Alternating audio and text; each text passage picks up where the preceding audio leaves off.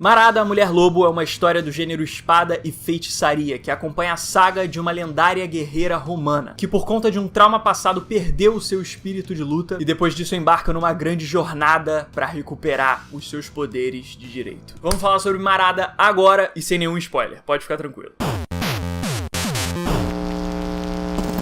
E aí, meus amigos, tudo certo? Eu sou o Kaique e hoje a gente vai falar de Marada, a Mulher Lobo. A história é desenhada pelo John Bolton e escrita pelo Chris Claremont, aquele mesmo que fez a saga da Fênix Negra e vários outros clássicos dos X-Men. A história foi feita em 1982, publicada parcialmente aqui no Brasil em 89, mas dessa vez ela foi trazida nesse novo formato de luxo com a obra completa, publicado pela editora Pipoca e Nanquim, do meu caro amigo Daniel Lopes. Inclusive um abraço lá pra galera do Pipoca. Primeiro vamos falar sobre o roteiro da revista, depois a arte e por fim a edição em si. Como eu já disse, é uma história do gênero espada e feitiçaria, mesmo estilo das histórias do Conan aí pra quem curte o bárbaro. A trama se passa durante a época da Roma Antiga e acompanha a Marada, óbvio, que é neta de César, o imperador de Roma. As aventuras da Marada são um misto de história e fantasia sob um ponto de vista bem adulto. Os temas abordados são bem pesados, a ação é violenta também, e esses temas mais profundos já são o pontapé inicial das histórias do encadernado, que começam com um conto de apresentação da Marada. A Mulher Lobo é uma guerreira lendária, super conhecida pelos feitos dela no campo de batalha, só que por causa de um trauma terrível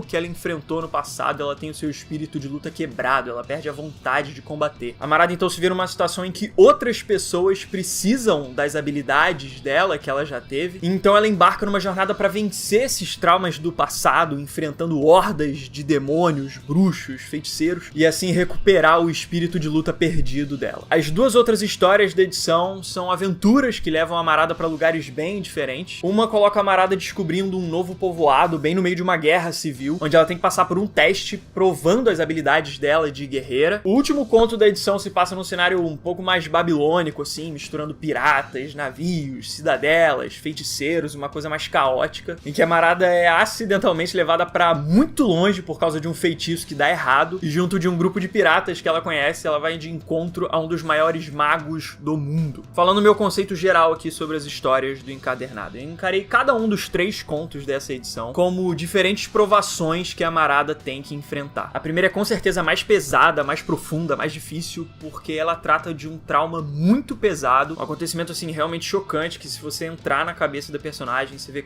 quão profundo é, quão destruidor é. Então eu vejo como uma aprovação do espírito dela se quebrar e precisar voltar a acreditar que ela é capaz de fazer tudo que ela já fez um dia. A segunda eu encaro como uma aprovação bem física mesmo, onde ela tem que provar as habilidades dela como guerreira, de conseguir lutar contra inimigos, ser sagaz, ter furtividade, esse tipo de coisa, assim, um teste mais porrada. E a terceira acaba apresentando um dilema emocional ali no plano de fundo, porque ela se vê frente a sentimentos que ela tem por outras pessoas, tanto um sentimento de romance, quanto um sentimento maternal que ela sente por outra personagem, um sentimento protetor, e até um questionamento sobre o tipo de vida que ela quer ter como Marada, porque ela é parte da realeza, ela é neta de César. Então ela acaba refletindo um pouco sobre a posição dela em meio ao mundo, à sociedade, essas coisas. Eu gostei muito da Marada como personagem, porque ao mesmo tempo que ela tem muitas habilidades de luta, que ela é realmente uma guerreira formidável, nada é fácil pra ela. Você sempre fica na torcida pra ver qual jeito ela vai dar pra escapar de uma situação, pra derrotar algum inimigo, esse tipo de coisa. Porque, sei lá, uma hora ela tem que lutar contra vários inimigos de uma vez. Outra situação, ela revive um trauma que deixa ela super fragilizada e ela tem que vencer isso. E aí numa outra luta, alguém usa um feitiço contra ela que, sei lá, deixa ela congelada. Então ela tem que traçar uma nova estratégia de combate em meio a esse feitiço. Enfim, é um problema atrás do outro que ela tem que resolver de forma diferente. Então isso dá uma dinâmica bem legal pra história, que não deixa a coisa ficar repetitiva. Não é só luta, pancadaria e acabou, sabe? As coisas vão introduzindo elementos novos. Eu também achei que ela é uma personagem bem tridimensional, que reage de forma diferente dependendo de em qual situação ela tá. Porque não é por ela ser uma lutadora que ela resolve tudo atacando todo mundo. Uma hora ela tá cheia de orgulho porque quer vencer uma luta, porque ela sabe que ela é capaz. Mas em outro momento, ela tá sensibilizada pelo sentimento maternal, protetor que ela tem por outro personagem. E por aí vai, você vai vendo diferentes facetas da personagem. E eu gostei dela ser escrita dessa forma, porque faz ela ser uma personagem bem real. Agora falando sobre os elementos fantásticos da história, os monstros, os demônios, os feitiços, essas coisas fantasiosas. As magias são bem tradicionais do gênero de espada e feitiçaria. Por exemplo, feitiço de teletransporte, disparo de energia pelas mãos, que também é um negócio muito clássico. Então são elementos fantasiosos bem direto ao ponto. E eu gostei muito da forma que eles estabelecem as regras para esses elementos fantasiosos funcionarem. Pra magia não ser algo aleatório que resolve qualquer coisa em qualquer hora, entendeu? Por exemplo, o feitiço de teletransporte na história pode falhar, te levar pra outro lugar que você não queria ir, um plano demoníaco até, sei lá, enfim. Ele pode dar super errado e mais piorar do que ajudar. Então é algo que os personagens têm que usar de uma certa forma, no momento certo. Não é uma carta coringa que os personagens podem usar a qualquer hora. Tem momentos que eles usam o teletransporte sim, mas tem outras horas que o negócio é andar mesmo com o pé no chão normalmente, porque não dá pra sair se teletransportando de um lugar pra outro.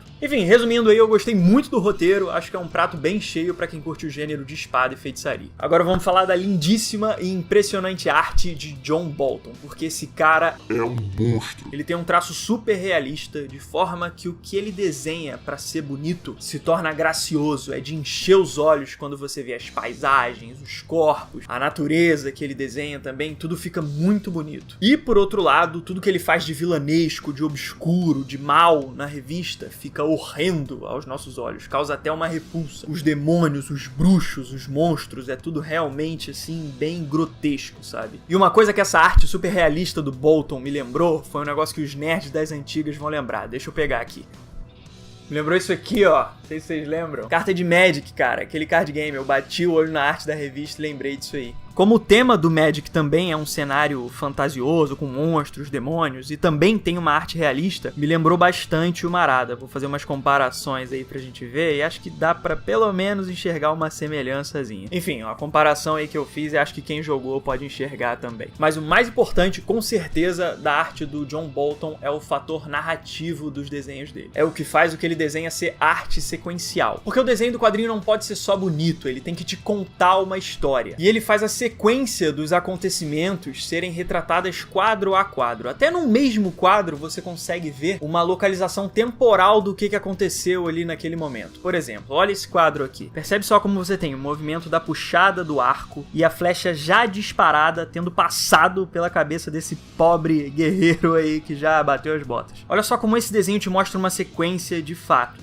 Então esse fator sequencial é o mais importante da arte dele, com certeza. Outro ponto que me marcou bastante também foram as cores que ele usa na história. Algumas histórias de Marada foram publicadas originalmente em preto e branco e depois recoloridas, mas mesmo assim o resultado ficou impecável. Algumas cenas da história eu fiquei matutando na cabeça só porque eu lembrava muito da paleta de cores delas. Eu não lembrava 100% do diálogo, mas eu tinha uma ideia perfeita da paleta de cores que ele usou, de tão marcante que fica a escolha de tom de cor que ele usa pro tom de cada situação. Você vê que uma situação mais vilanesca, ela é bem roxa, verde, assim, tons sujos, meio de masmorra. E numa outra cena que ele quer retratar um contexto de realeza, de coisa próspera, de bem. Ele usa azul, dourado, cores que remetem mais ao contexto da situação. Olha só como nessa cena ele contrasta o azul e o laranja. São cores complementares, ou seja, naturalmente elas já combinam bem entre si. Ele consegue usar com a criatura em azul e o laranja do fogo. Enfim, é um cara que tem um controle de cores e traço fenomenal, assim. Ele realmente dá o tom da situação muito bem com a arte dele. Agora vamos falar da edição idealizada pela galera lá do Pipoca Nanquim. Eles fizeram realmente um trabalho de luxo. É uma edição que apresenta textura na capa, você tem um tipo de relevo que faz o título saltar pra fora da capa, os tentáculos do monstro também se destacarem frente à Marada, e eles também pintaram a lateral das páginas de dourado, que dão essa impressão de